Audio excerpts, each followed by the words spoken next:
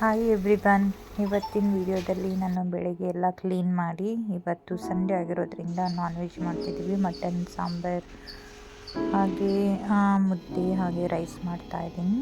ಲಂಚಿಗೆ prepare ಮಾಡಿದ್ದು. ಹಾಗೆ just ಒಂದು ಕ್ಲಿಪ್ಪಿಂಗ್ಸ್ನ ತೊಗೊಂಡೆ. ಸೊ ಮುದ್ದೆಗೆ ಹಿಟ್ಟನ್ನ ಫಸ್ಟು ಒಂದು ಸರಿ ಕ್ಲೀನ್ ಮಾಡ್ಕೊಂಡು ಆಮೇಲೆ ಮುದ್ದೆ ಮಾಡಿದೆ.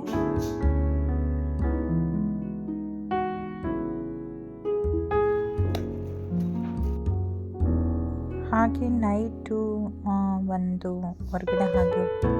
ಕ್ಲಿಪ್ಪಿಂಗ್ಸ್ ತೊಗೊಂಡು